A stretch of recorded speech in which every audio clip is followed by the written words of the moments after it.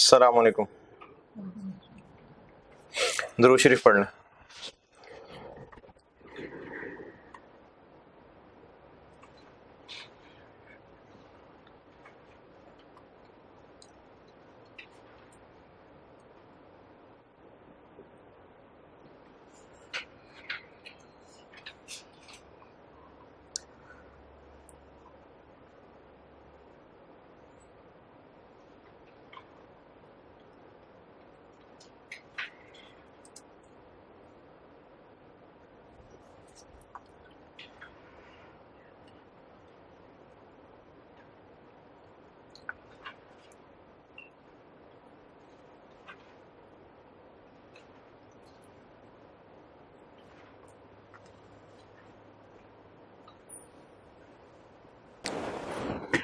अच्छा, लेबर के ना दो सवाल डिस्कस करके फिर मैं एक छोटा सा चैप्टर फड़काता हूँ, फिर आगे 65B में डिसीजन मेकिंग शुरू करता हूँ।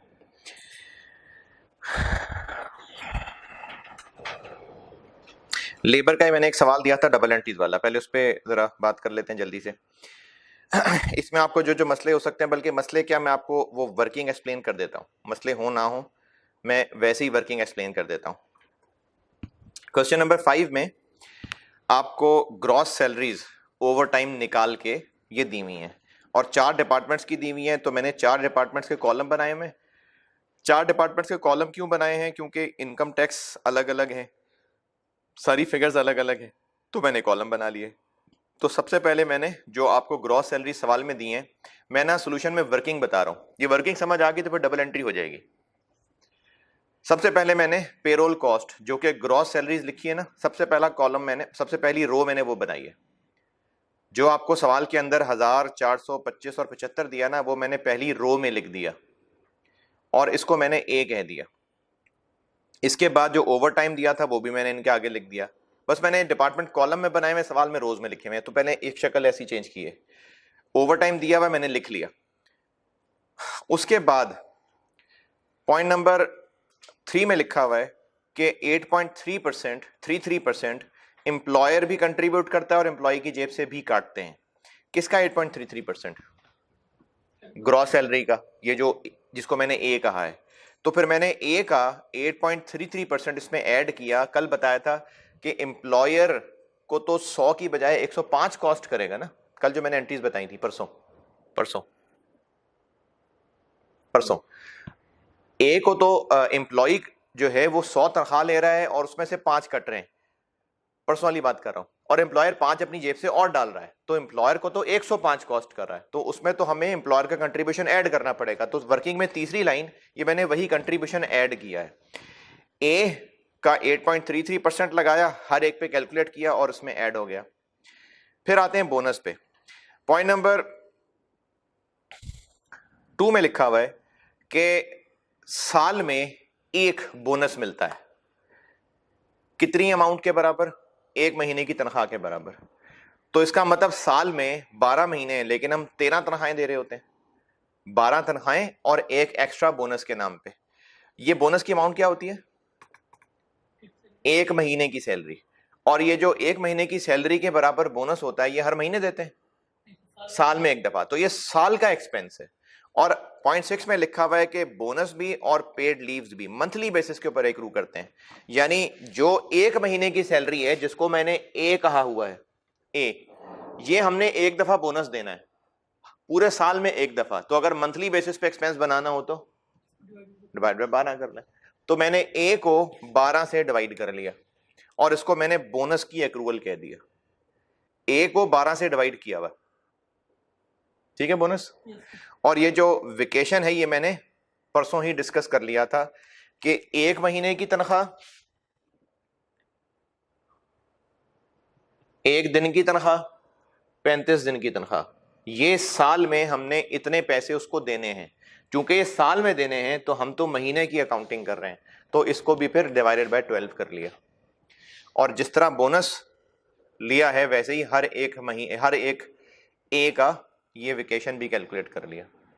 इन सब का आ गया ग्रैंड टोटल, इन सब का ग्रैंड टोटल आ गया। ये हमारा एक्सपेंस है। लेकिन मैंने कहा था कि जो एम्प्लॉई इस महीने छुट्टियां कर गए तो वो जो हम हर महीने उनका एक्सपेंस डेबिट और पेबल क्रेडिट करते जाते हैं, अगर छुट्टी कर जाएगा तो फिर भी पैसे देने होंगे, फिर रिवर्स करेंगे ना।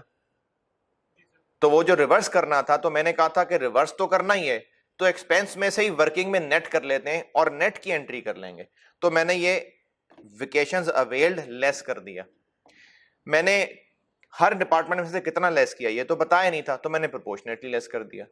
अगर आपने ए के प्रोपोर्शन में लेस करना है, ए के प्रोपोर्शन में लेस कर दें, बी के करना है बी में कर दें, दोनों बातें सही हैं। आंसर फर्क आएगा, आंसर फर्क आएगा क्योंकि ओवर टाइम फर्क है। ए के प्रोपोर्शन में कर दें, ए के प्रोपोर्शन में कर दें। आप इसको ए के प्रोपोर्शन में करना चाहें ए के प्रोपोर्शन में कर दें, वो भी ठीक है। बी में मैंने इसलिए कहा कि बोनस भी आ जाए, सब इसके अंदर कवर हो जाए, तो उनकी फाइनल सैलरी। लेकिन ए आप बी के ए के प्रोपोर्शन में कर दें, इसको ए के प्रोपोर्शन में कर दें, वो भी सही है। ठीक है,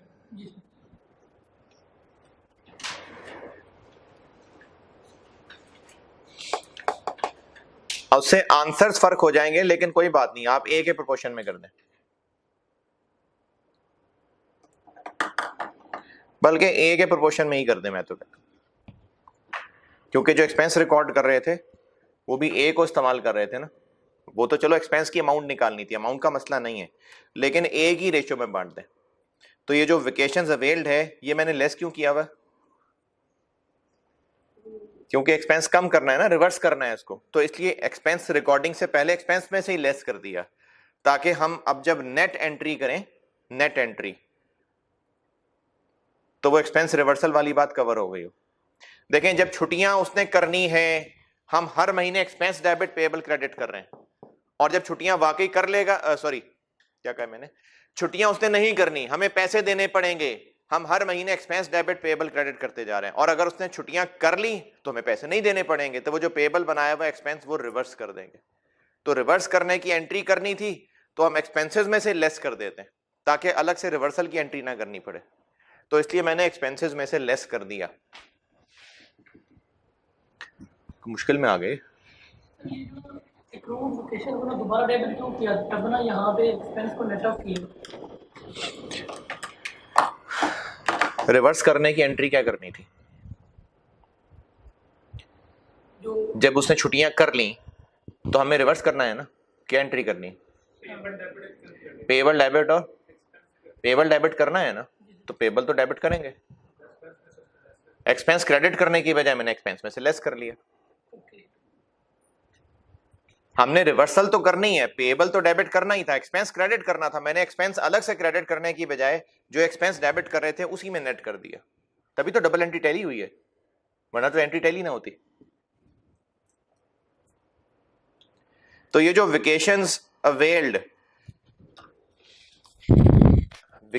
अवेल्ड को हमने पेएबल डेबिट और वेजेस कंट्रोल क्रेडिट करना था, तो मैंने पेएबल डेबिट कर दिया और वेजेस कंट्रोल जो क्रेडिट करना था, और ये जो मैं डेबिट करने लगा हूं इनको नेट कर दिया।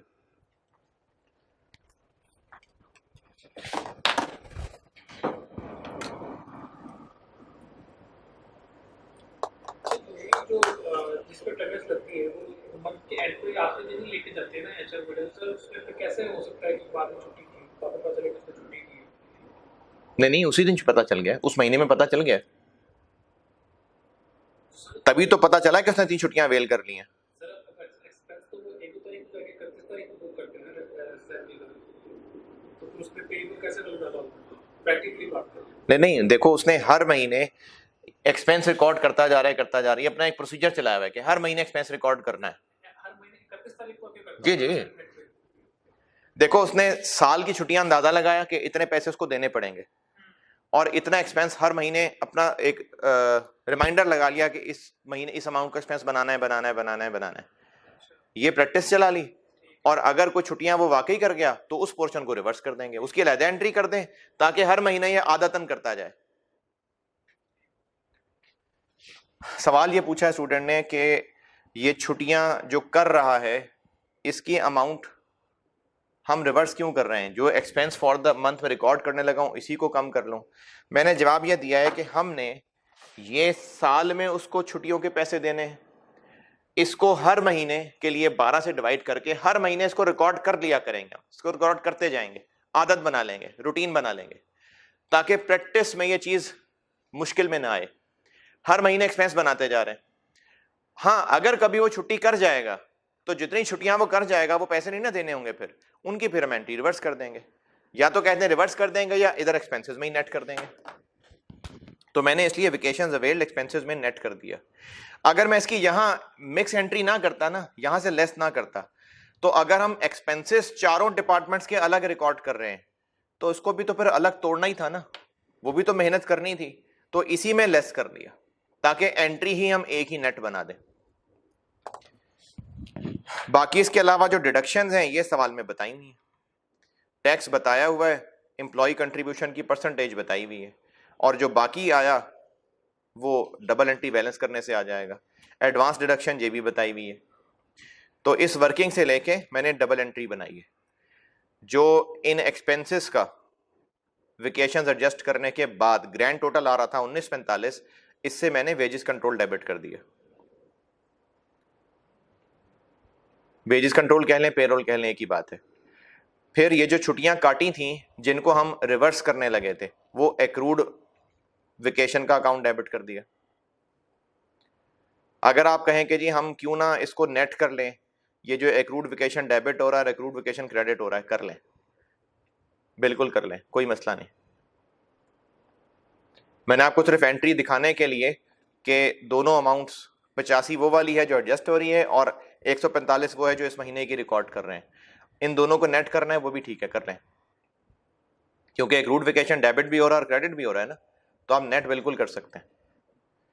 तो ये सारा कुछ जो डिडक्शन है ये सवाल में दी हुई थी, लेकिन जो बोनस की और एक्रूड वेकेशन पे की एक्रूअल डाली है ये मैंने वो वर्किंग से उठाई है। एम्प्लॉय की कंट्रीब्यूशन और एम्प्लॉयर की कंट्रीब्यूशन मिला के ये भी वर्किंग से उठाई है। वर्किंग में एम्प्लॉयर की कंट्रीब्यूशन का टोटल 124 आ रहा है और एम्प्लॉय की डिडक्शन का भी 124 आ रहा है, तो इन दोनों को ऐड कर लिया तो ये 249.9 बन गया।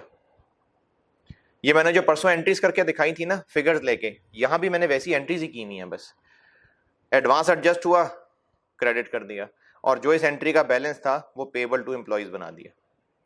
अगला काम क्या किया, इसको चार्ज किया। जो प्रोडक्शन डिपार्टमेंट थे उनका debit wages control work in process को चला गया, और जो इनडायरेक्ट सर्विसेज थी, सर्विस डिपार्टमेंट थे, उनका एफओएच कंट्रोल में चला गया, और उसके बाद जो पेबल बनाए थे वो डेबिट कर दिया। ये डबल एंट्रीज वाला सवाल हो गया। दूसरा सवाल मैंने दिया था क्वालिटी प्लास्टिक्स लिमिटेड के नाम से। अगर ये ना इसने पी फंड की परसेंटेज तो बताई है जी, अगर ना उसने ये बात ना बताई होती कि मंथली सैलरी से लगना है, फिर नहीं मंथली पे ही लगता है, मंथली पे ही लगता है, प्रोविडेंट फंड मंथली पे ही लगता है। ओवर टाइम और ना बोनस वगैरह पे नहीं देते? नहीं, बेसिक के ऊपर लगता है।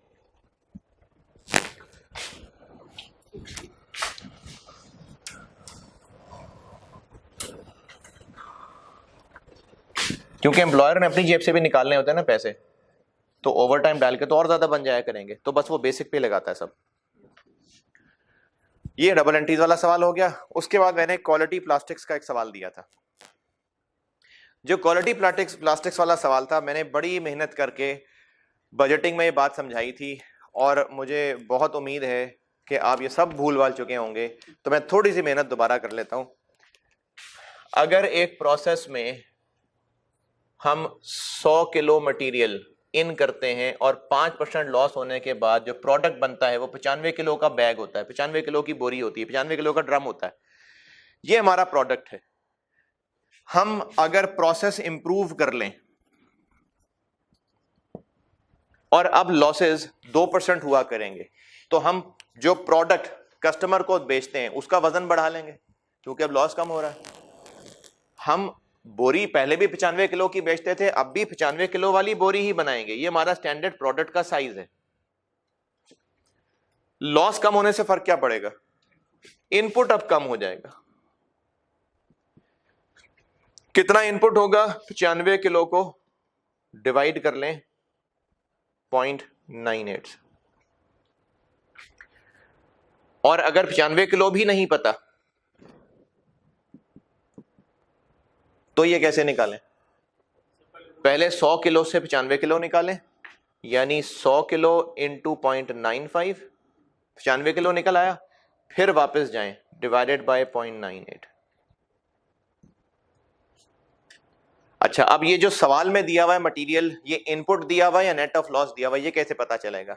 कल जो मैंने क्लास में सवाल कराया था उसमें मैंने कहा था कि 1 यूनिट रिक्वायर्स, जो मैंने खुद लिखवाया था, 4.5 kg ऑफ मटेरियल, और मटेरियल वेस्टेज 10% होती है। इसको मैंने ग्रॉस किया था, और इसकी रीजन ये है कि मैंने आपको बजटिंग में बताया था कि अगर प्रोडक्ट के साथ जो मटेरियल की रिक्वायरमेंट बताई हुई है वो क्वांटिटेटिव रिक्वायरमेंट है तो वो नेट ऑफ लॉस फिगर है। लेकिन अगर प्रोडक्ट की मटेरियल कॉस्ट बताई हुई है कि प्रोडक्ट पे इतने रुपए मटेरियल लग जाता है तो वो इनपुट बताया हुआ है। ये मैंने बजटिंग में लिखवाया भी था। क्वालिटी प्लास्टिक लिमिटेड वाले सवाल में,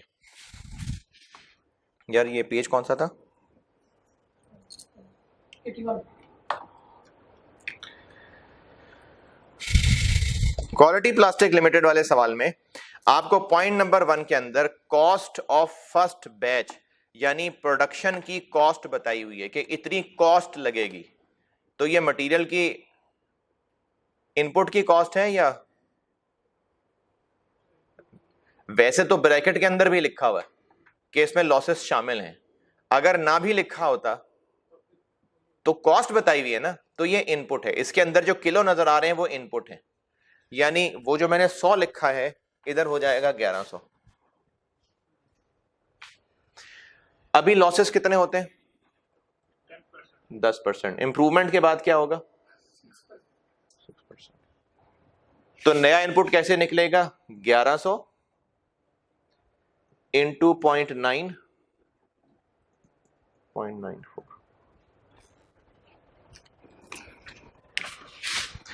तो इस तरह से वर्किंग के अंदर, सॉल्यूशन के अंदर 0.9 ओवर 0.94 किया हुआ।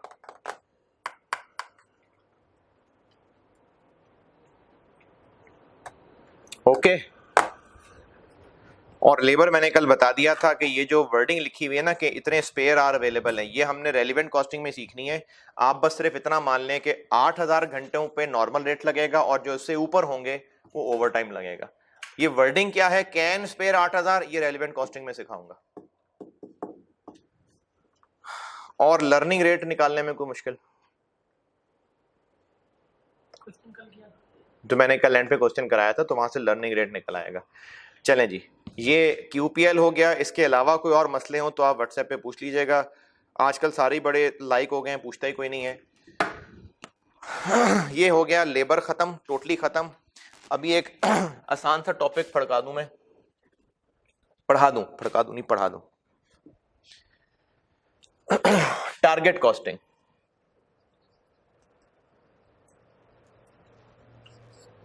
टारगेट कॉस्टिंग छोटा सा टॉपिक है और इसमें एक छोटा सा कॉन्सेप्ट ही है बस। बाकी इसका सवाल कैसे करना है उसके लिए बजटिंग वाली मेहनत ही लगेगी, लेबर वाली मेहनत लगेगी, बजटिंग वाली मेहनत लगेगी, सब वैसे ही है। तो सवाल करने के एतबार से ये जो टारगेट कॉस्टिंग है ना, बिल्कुल छोटा सा कॉन्सेप्ट है। ये कॉन्सेप्ट जो कि छोटी सी कैलकुलेशन है, 2 लाइनों की कैलकुलेशन है, तो इस पूरे पे तो सवाल, इस पे तो पूरा सवाल नहीं बन सकता। तो होगा क्या कि जो बाकी चैप्टर्स में सीखा है उन्हीं के सवाल के स्टाइल में साथ एक छोटा सी रिक्वायरमेंट इस चैप्टर की भी आ जाएगी। तो इस चैप्टर पे फुल फ्लैश सवाल नहीं होगा। जो आपको लगेगा कि टारगेट कॉस्टिंग का सवाल है, असल में उसमें कैलकुलेशन सारी वही होंगी जो पहले हमने सीखी हुई है। बजटिंग हो गई, जैसे इस पे जो सवाल आया हुआ है वो बजटिंग वाले स्टाइल का सवाल टारगेट कॉस्टिंग के नाम से आ गया। या इसी तरह से आगे चल के मैंने एक चीज आपको रेलिवेंट कॉस्टिंग में पढ़ानी है, तो उसका सवाल टारगेट कॉस्टिंग के नाम से आ गया था। टारगेट कॉस्टिंग के नाम से नहीं, यानी इसमें जो टर्म्स इस्तेमाल होती हैं। तो ये कॉन्सेप्ट ही है एक छोटा सा, अदरवाइज इसके सवाल बाकियों के ही सवालों के साथ मिक्स होंगे, वो भी करेंगे तो पता चलेगा आपको। टारगेट कॉस्टिंग क्या है? टारगेट कॉस्टिंग है चैप्टर 12। ये चैप्टर 12। टारगेट कॉस्टिंग का कॉन्सेप्ट समझ लें। अगर हमने कोई नया प्रोडक्ट मार्केट में लॉन्च करना है या तो ये कह लें कि नया प्रोडक्ट मार्केट में लॉन्च करना है, या ये कह लें कि हम अभी मार्केट में नए एंटर होने लगे हैं। दोनों बातें ठीक हैं।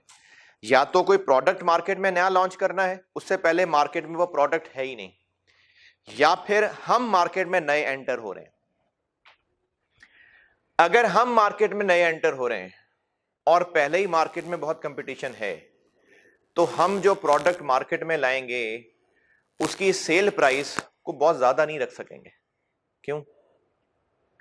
कंपटीशन पहले ही है, पहले ही मार्केट में प्राइसेस ऑलरेडी सेट हैं, हमें उस प्राइस पे ही खेलना है जो खेलना है। या फिर अगर हमने कोई मार्केट में लाना ही नया प्रोडक्ट है और हमने वो प्रोडक्ट बेचने से पहले मार्केट में सर्वे किया था, लोगों से इंटरव्यूज लिए थे। ये होता है मार्केट में, जब कोई नई चीज लानी होती है ना, तो मार्केट सर्वेज होते हैं, कुछ 100, 200, 500, 1000, 2000, 10,000 लोगों के सैंपल सेलेक्ट करके उनसे मशवरे लिए जाते हैं। मैंने बल्कि एक जानने वाला था हमारा, वो ये सर्वे कर रहा था, तो मैंने आइसक्रीम का एक नया फ्लेवर टेस्ट किया था। वो कोई आइसक्रीम के फ्लेवर लॉन्च होने थे, तो वो लोग गरीब का बाल ना पकड़ पकड़ के ला रहे थे, वो कि चलो उनको मुफ्त आइसक्रीम खिलाते हैं, देखते हैं क्या कहते हैं ये। तो मैंने इस तरह की एक मुफ्त आइसक्रीम भी खाई हुई है। तो जब कोई नया प्रोडक्ट लॉन्च करना होता है तो वो मार्केट में सर्वे करते हैं। अब मार्केट में सर्वे कर लिया, हमें आइडिया हो गया कि मार्केट में इस तरह के प्रोडक्ट की गुंजाइश है, लोग खरीदने को तैयार हैं, और लोगों से यह भी आइडिया ले लिया कि वो इसके लिए कितने पैसे देने को तैयार हो जाएंगे। जैसे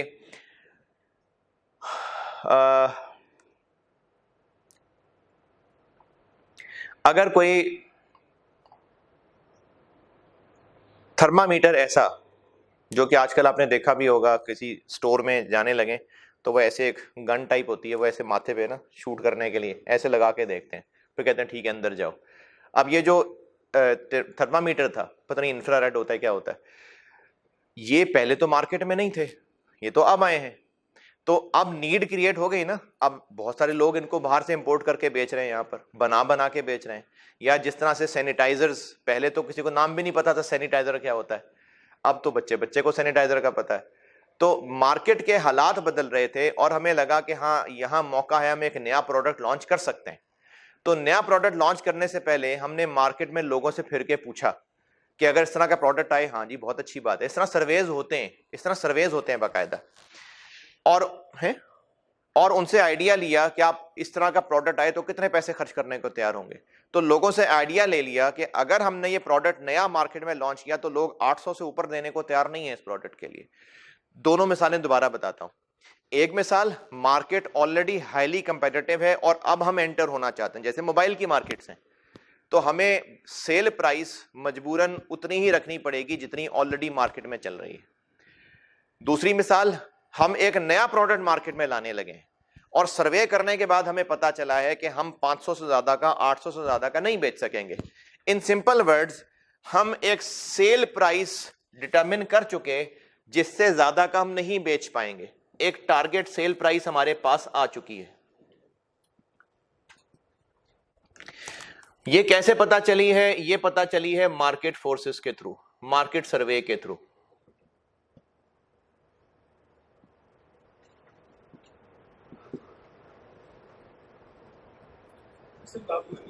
जी, सर तो मतलब तो बिजनेस स्टार्ट करना चाह रहा है, तो उसके लिए तो वो मार्केट सर्वे करना है, तो किस फील्ड में है?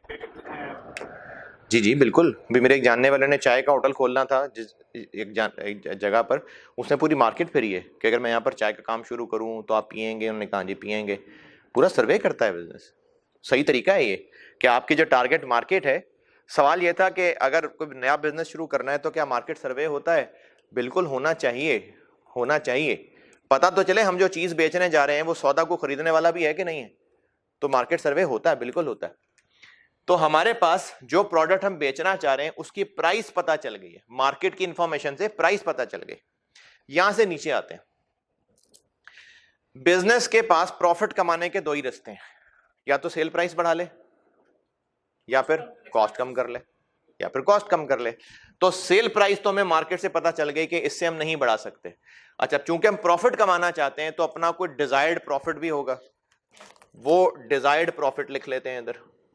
डिजायर्ड प्रॉफिट कह लें, टारगेट प्रॉफिट कह लें। कोई ना कोई मार्कअप मार्जिन के थ्रू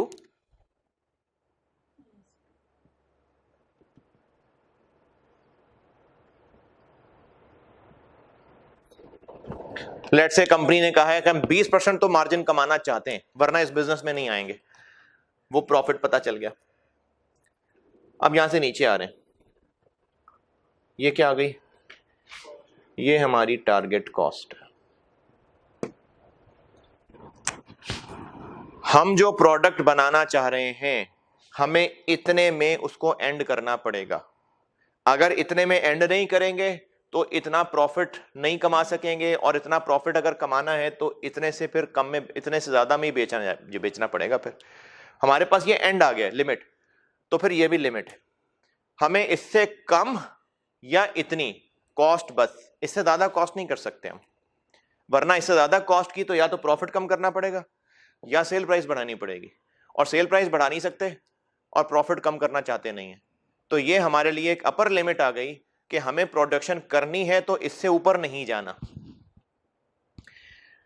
एक तरफ ये कैलकुलेशन कर ली, ये पेज साइड पे रख लिया।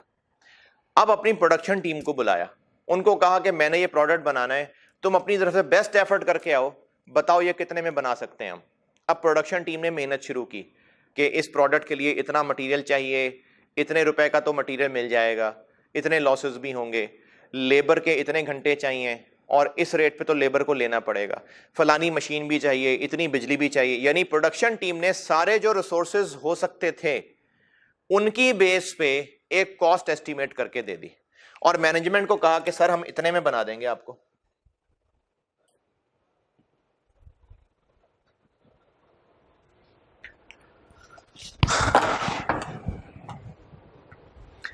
सवाल में ये गिवन होगा, अगर टारगेट कॉस्टिंग का सवाल है तो फिर, और अगर इसी पैटर्न का सवाल है तो फिर ये गिवन होना चाहिए और ये भी गिवन होना चाहिए, और ये आप इन दोनों के डिफरेंसेस निकाल लेंगे। इस फिगर के लिए वही टेक्निक्स लगेंगी जो आज तक कॉस्ट पड़ी है। क्या ख्याल है, कौन सी टेक्निक्स लगेंगी, कौन सा चैप्टर इस्तेमाल होगा यहाँ? बजटिंग। जो बजटिंग में सीखा था ना वही सारी मेहनत यहाँ होगी। यानी ये सवाल अगर टेस्ट हो तो उम्मीद है कि बजटिंग के साथ टेस्ट हो जाएगा, या डिसीजन मेकिंग भी चूंकि फ्यूचर की एस्टिमेशन होती है तो उसके साथ भी हो सकता है। तो ये वही मेहनत है जो बजटिंग में होती थी। अगर ये इससे कम या इसके बराबर है तो मैनेजमेंट बहुत खुश होगी, शाबाशी देगी प्रोडक्शन टीम को। और अगर ये 100 रखनी है और ये 150 आ रही है तो क्या कहें प्रोडक्शन टीम को? नहीं यार 100 करके लाओ, को कहें नहीं 100 करके। देखें अगर मैंने प्रोडक्शन टीम ने कहा है कि हम 150 में बना देंगे और हमारे पास 100 से ज्यादा की गुंजाइश नहीं है, हम कहेंगे नहीं 150 नहीं, कम करके लाओ। सर बड़ा मुश्किल है। नहीं जाओ, सप्लायर से बात करो, लेबर से बात करो, कुछ भी करो, कम करके लाओ। अच्छा सर कितना कम कर लें हम, कितना कम कर लें? 50। उस 50 को कहते हैं कॉस्ट गैप। सर अगर एस्टिमेटेड कॉस्ट टारगेट कॉस्ट से कम हो तो बस फिर ठीक है, फिर सवाल की जरूरत ही नहीं है, फिर तो सवाल ही नहीं है ना, फिर ये सवाल ही नहीं है। ये सवाल ही तब है, ये कॉन्सेप्ट ही तब है, ये मैनेजमेंट का कंसर्न ही तब है कि अगर जितना हमें कॉस्ट पे एंड करना है एस्टिमेटेड कॉस्ट उससे ज्यादा है, तो जितनी ज्यादा है हमें उसमें कमी करनी पड़ेगी, हमें बस करना पड़ेगा मैनेज। जब हम प्रोडक्शन टीम को ये कह देंगे ना कि 50 रुपए की कमी करके लाओ, सप्लायर से बात करो, कोई और मार्केट को और अल्टरनेटिव मटेरियल ढूंढो, कोई और मशीन का सोचो, लेबर से बात करो, जाके कोई और तरह की लेबर सोचो, कुछ और सोच के आओ, बस 50 रुपए कम करके दो मुझे, तो ये 50 रुपए कॉस्ट गैप। अब उसमें सवालों की वैरायटी क्या हो सकती है? हो सकता है आपसे वैसे ही पूछ लें, कॉस्ट गैप कैलकुलेट कर दें।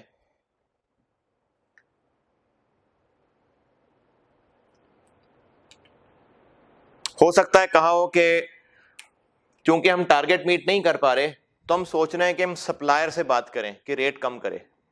तो आप बताएं सप्लायर से हम कितना डिस्काउंट मांगे, कितने रुपए कम करें सप्लायर से? टोटल से मिला के कितने रुपए कम करवाएं? 50 रुपए। तो वो भी कॉस्ट गैप पूछा हुआ।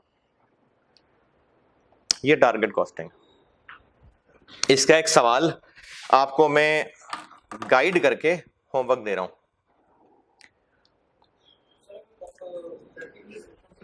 ये इस प्रोसेस में मतलब क्वालिटी कंप्रोमाइज हो रही हो नहीं, क्वालिटी कंप्रोमाइज नहीं करेंगे ना हम। भाई देखें, अगर तो क्वालिटी कंप्रोमाइज किए बगैर या क्वालिटी कंप्रोमाइज करके हम फिर भी मार्केट में बेच सकते हैं तो ठीक है, क्वालिटी कंप्रोमाइज करवा लेंगे। देखें ना, सप्लाई हमारे प्रोडक्शन टीम कह रही है कि सर हम ये अच्छा वाला मटेरियल लगा रहे हैं, हम कह रहे हैं नहीं खैर यार से हल्का लगा लो, कोई मसला नहीं, कस्टमर को पता नहीं चलेगा, कम कर लेंगे।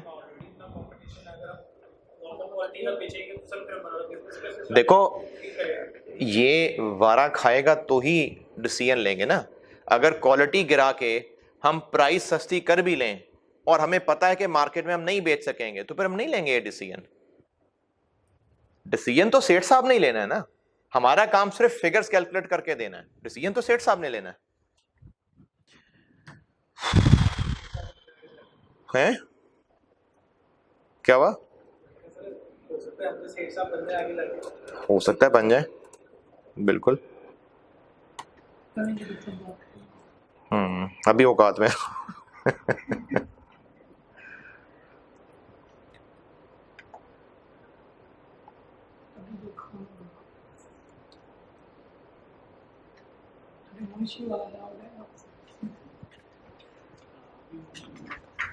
अच्छा, इसमें एक थ्योरेटिकल चीज जो आप पढ़ लीजिएगा, आसान है, खुद भी सोच सकते हैं आप, ये खुद भी सोच सकते हैं। कॉस्ट गैप कैसे कम किया जा सकता है? कैसे? हो तो बड़ा अच्छा जवाब दिया, कैसे? जो हमारी प्रोडक्शन कॉस्ट को कम किया। जबरदस्त। तो उसने क्या कहा था? उसने भी यही कहा था, कैसे कम करें कॉस्ट को? लेबर कॉस्ट अल्टरनेटिव ढूंढें, कोई और किसी और टेक्नोलॉजी के बारे में पता करें, अल्टरनेटिव मटेरियल के बारे में पता करें, एक सप्लायर नहीं 10 सप्लायर से पता करें, बल्क डिस्काउंट लेने की कोशिश करें, एग्जिस्टिंग मशीनरी को इस्तेमाल करने की कोशिश करें। ये कुछ रीजंस हो सकते हैं, कुछ तरीके हो सकते हैं। तो पेज नंबर, आईकैप की बुक बता रहा हूं, पेज नंबर 415 पे, पेज 415 एक टॉपिक दिया हुआ है, closing the target cost gap 3.2।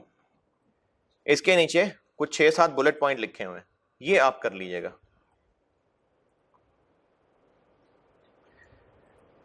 फिर इसके अलावा पेज 417 पे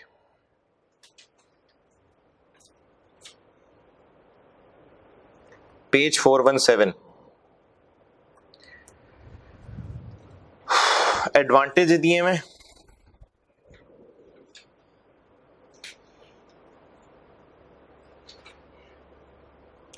ये एडवांटेजेस कर लीजिएगा।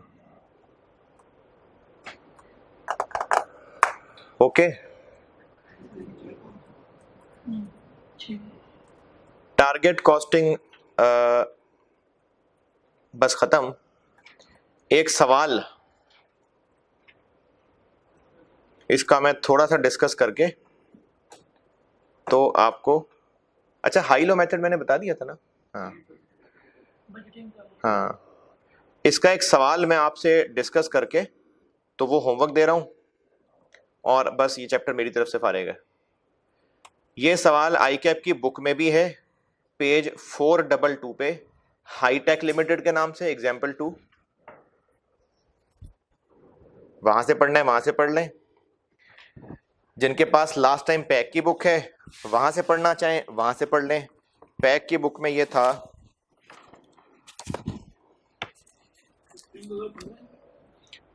Hi tech limited ji.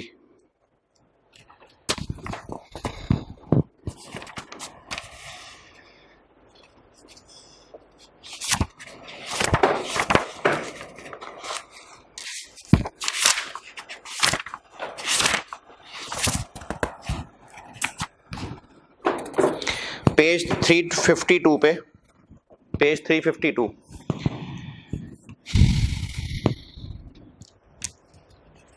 Practice question 1, page 352 practice question 1। Hitech Limited assembly Hitech Limited assembles and sells various components. और राइस की बुक से देखना है तो राइस की बुक में है ये 541 पेज पे क्वेश्चन नंबर 1। ये सवाल पढ़ लें, इसमें मैं आपको गाइड कर देता हूं, और लेबर वाला इसमें एक पॉइंट मुश्किल था वो बता देता हूं, फिर ये आपका होमवर्क है और ये चैप्टर मेरी तरफ से फारिग है। सवाल पढ़ लीजिए, इसमें एक लेबर वाला पॉइंट बता देता हूं आपको, और वैसे ओवरऑल सवाल की स्ट्रेटेजी डिस्कस कर लेता हूं।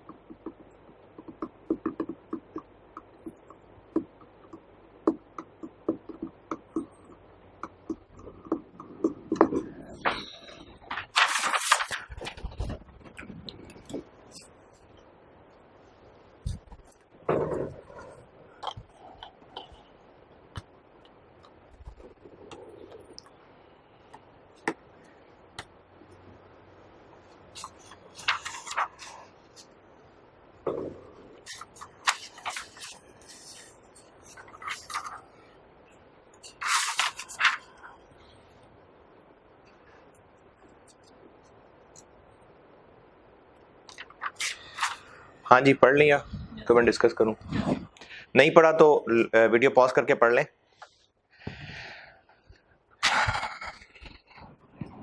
हाँ जी, सवाल रीड कर दूं या रीड कर लिया है? अच्छा, सवाल बेटा आप लोग खुद रीड किया करें, मैं सवाल की समरी तो आपको बता ही देता हूं।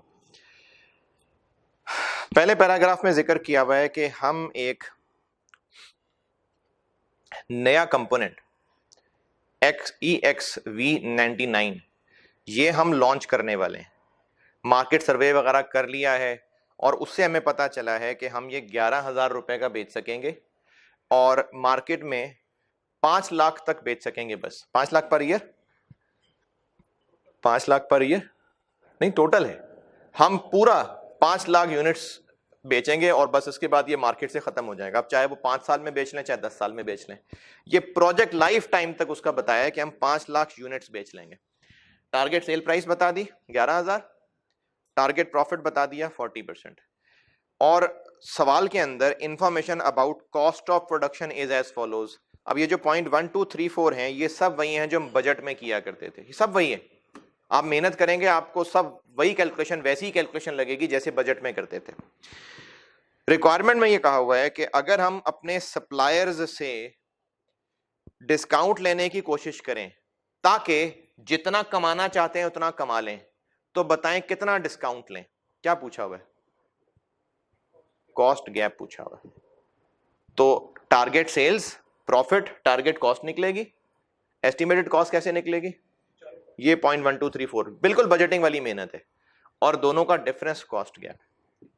अब इसमें जो हम टारगेट कॉस्ट निकाल रहे हैं, पर यूनिट निकालनी है वो भी ठीक है, पर यूनिट निकाल लें, टोटल करनी है टोटल कर लें वो भी ठीक है, पर यूनिट भी चलेगा टोटल भी चलेगा। पीछे पर यूनिट टोटल किया हुआ है, टोटल ही कर लें, पर यूनिट भी कर सकते हैं क्योंकि साल नहीं है ना, टोटल 5 लाख यूनिट्स हैं, तो आप इन सबका पर यूनिट निकाल लें वो भी चल जाएगा, नहीं तो टोटल 5 लाख के लिए करना है वो भी ठीक है, दोनों बातें सही हैं।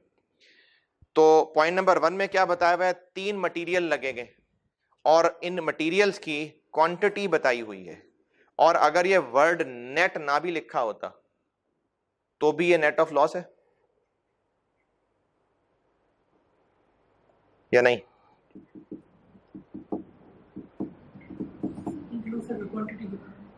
क्वांटिटी गिवन है ना, तो ये नेट है कि इंक्लूसिव है?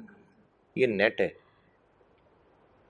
प्रोडक्ट की क्वांटिटी बताई है कि प्रोडक्ट के लिए इतनी क्वांटिटी मटेरियल चाहिए, ये नहीं कहा कि एक प्रोडक्ट के लिए 2000 रुपए मटेरियल कॉस्ट आएगी, ये नहीं कहा हुआ,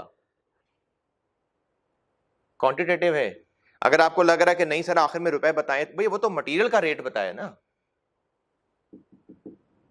देखें इस बात को समझें, इस बात में गलतियां गड़बड़ें होती हैं। जो QPL वाला सवाल होमवर्क किया है उसमें लिखा हुआ था कि एक बैच की कॉस्ट 66,000 रुपए है, प्रोडक्ट की कॉस्ट बताई हुई थी, प्रोडक्ट की कॉस्ट, मटेरियल कॉस्ट इतनी, लेबर कॉस्ट इतनी, ये इनपुट्स हैं। लेकिन अगर कहा हो कि प्रोडक्ट रिक्वायर्स इतने किलो ऑफ मटेरियल, तो फिर ये क्वांटिटेटिव रिक्वायरमेंट है, ये नेट ऑफ लॉस है। तो जो इस टेबल के नीचे लॉस लिखा हुआ है 15 कितना लॉस लिखा हुआ है, किधर गया? पॉइंट नंबर 2 में 6% of input quantity would be lost. तो ये जो लॉस बताया हुआ है, इस लॉस से नेट करके ऊपर वाली क्वांटिटीज दी हुई है, तो आपको ग्रॉस अप करना पड़ेगा। ठीक है, मटेरियल की क्वांटिटी आ गई, उनके रेट्स आ गए, और लॉस से ग्रॉस अप करेंगे तो मटेरियल निकलेगा, और इन पे 15% इंपोर्ट चार्जेस ड्यूटीज हैं, ये ऐड करनी नहीं भूलनी। और ये जो लिखा हुआ है कि would be imported in a lot of 1000 units, इसका कोई फर्क नहीं है। क्यों? क्योंकि हमने 5, ये ऐसे ही है सेंटेंस जैसे कहा ना कि एटीएम से हजार के नोट्स निकलेंगे, 586 रुपए एटीएम से नहीं निकाल सकते, ये उस सेंस में लिखा हुआ है। तो हमने तो वैसे भी 5 लाख यूनिट्स लेने, ये तो वैसे भी हजारों में आ रहे हैं। हाँ, अगर आपकी मटेरियल रिक्वायरमेंट 5 लाख यूनिट्स के लिए मटेरियल रिक्वायरमेंट आपकी निकलती 4,86,790, तो हमने तो थाउजेंड्स में मंगवाने, तो फिर हम क्या करते हैं? 4,87,000 जी हम जरूर कर लेते।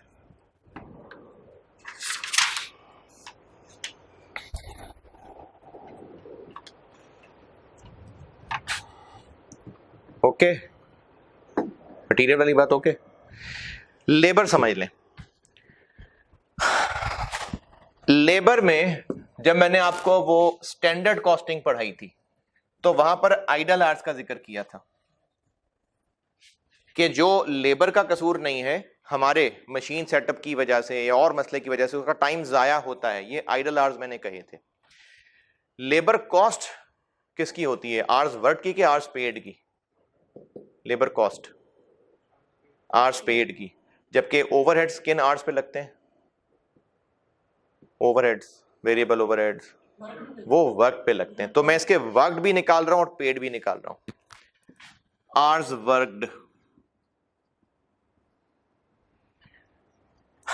पॉइंट नंबर 2 में लिखा हुआ है कि on average assembling of 1 unit would require 1.8 skilled labor hour.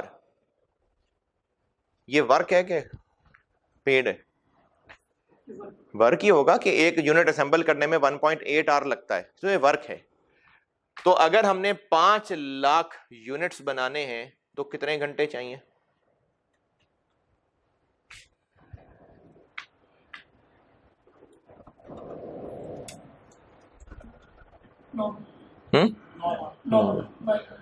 इतने आवर्स का तो वर्क चाहिए, लेकिन आवर्स ने जाया भी होना है। जाया वाले आवर्स कैसे निकालें?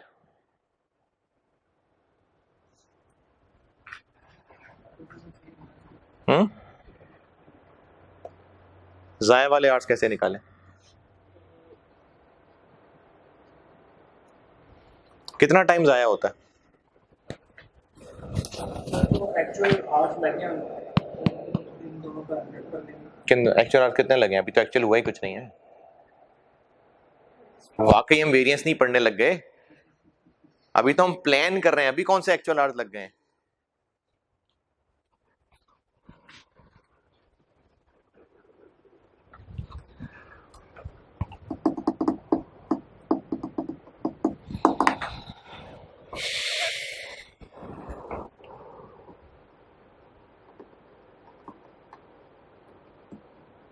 जी,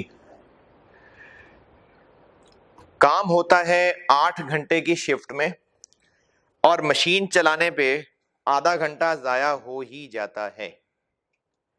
यानी हर 8 घंटे की शिफ्ट में काम कितना होगा?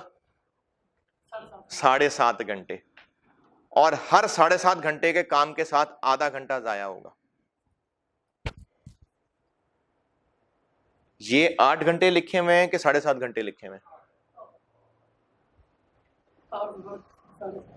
ये 7.5 घंटे लिखे हुए हैं। अगर ये 7.5 घंटे हैं तो आधा घंटा कितना है? अगर ये 7.5 घंटे हैं तो आधा घंटा कितना है?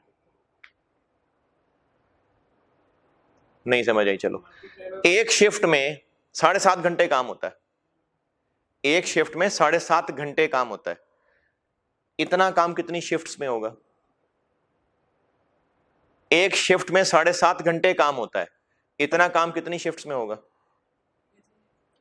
Divided by 7.5। Number of shifts आ गई। हर शिफ्ट में आधा घंटा जाया होता है। टोटल कितने घंटे जाया होंगे?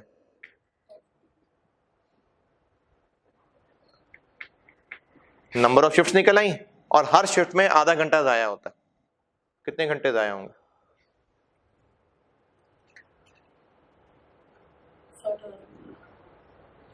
तो हमें पैसे देने पड़ेंगे 9,60,000 के। तो लेबर कॉस्ट इस पे निकलेगी और ओवरहेड्स 9 लाख पे निकलेगा। पॉइंट नंबर 3, पहला ही सेंटेंस।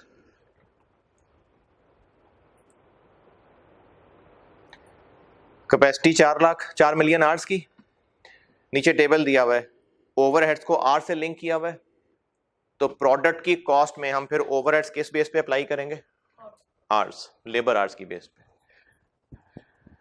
तो आपको एफओएच पर आर निकालना पड़ेगा। पर आर निकला है, उसको मल्टीप्लाई कर देंगे किससे? 9 लाख से। अगर ओवरहेड्स पर आर निकाल लें, ओएआर पर आर निकाल लें, तो इससे मल्टीप्लाई कर देंगे ना। ओएआर पर आर कैसे निकालना है? फिक्स्ड के लिए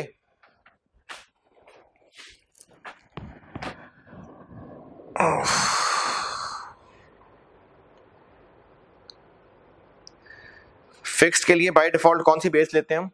बजटेड आवर्स के नॉर्मल आवर्स? फिक्स्ड ओवरहेड्स के लिए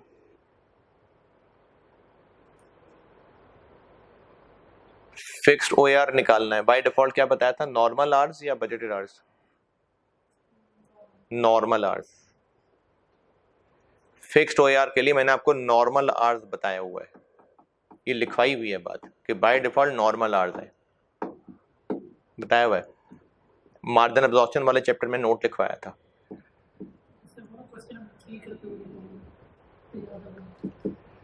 तो इस अच्छा ये टेबल क्यों दिया हुआ है कि इतने आवर्स थे तो इतना ओवरहेड्स, इतने आवर्स थे तो इतने ओवरहेड्स।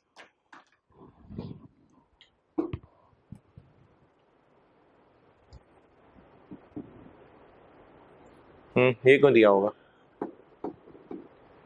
मैं इससे पिछला जुमला दोबारा बोल देता हूं। फिक्स्ड ओवरहेड्स को नॉर्मल आवर्स पे डिवाइड करेंगे तो पर आवर निकलेगा। अब बताएं ये टेबल क्यों दिया हुआ?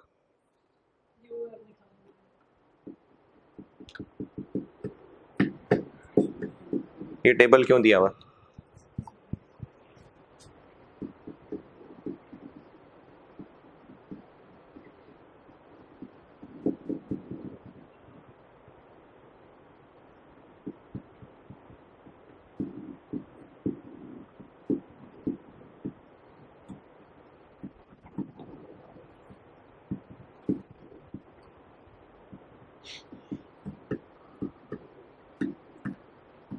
बजटिंग में कुछ और याद आ रहा हो? इतने आवर्स हो तो इतने ओवरहेड्स, इतने आवर्स हो तो इतने ओवरहेड्स।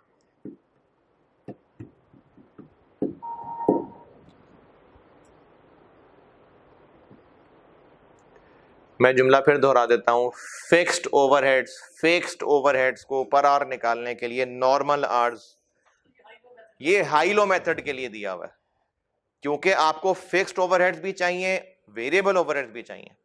फिक्स्ड ओवरहेड्स को नॉर्मल कैपेसिटी से डिवाइड करना है, तो ये हाई लो मेथड के लिए दिया हुआ है।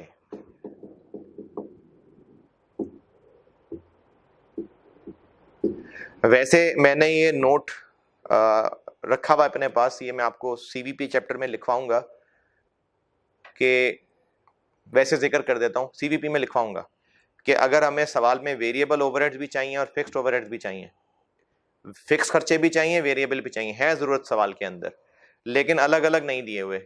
हाँ, दो अलग अलग एक्टिविटी लेवल पे टोटल कॉस्ट दी हुई है, तो फिर हमें हाई लो मेथड लगाना पड़ेगा। तो अभी जबानी सुन लें, वैसे मैंने सीवीपी में नोट लिखवाना है ये आपको, ठीक है। तो यहां से फिक्स्ड ओवरहेड्स और वेरिएबल ओवरहेड्स अलग होंगे, पर आर निकल आएंगे, और पर आर निकालने के बाद क्या करें, उनको इनसे मल्टीप्लाई कर देंगे तो टोटल ओवरहेड्स कॉस्ट का हिस्सा बन जाएंगे। ओके, ये सवाल करके आना है। अच्छा, ये जो ओवरहेड्स निकलेंगे इनमें नई मशीन की डेप्रिसिएशन नहीं होगी अभी शामिल। नई मशीन तो खरीदनी है, ये गुजरे हुए क्वार्टर्स में नई मशीन की डेप्रिसिएशन थोड़ी हो सकती है, वो खुद से डालनी पड़ेगी। तो ये जो 0.1234 है ये बजटिंग वाली मेहनत है, बजटिंग वाली एस्टिमेटेड कॉस्ट निकालने के लिए, और ये टारगेट कॉस्ट में आज पढ़ाया मैंने। तो डिस्काउंट पूछा है तो हमने एक्चुअली कॉस्ट गैप निकालना है। ये सवाल आपका होमवर्क करना है। चलें, कॉस्ट गैप खत्म, टारगेट कॉस्टिंग खत्म, और अब मैं 65B कराता हूं बस। अल्लाह हाफिज।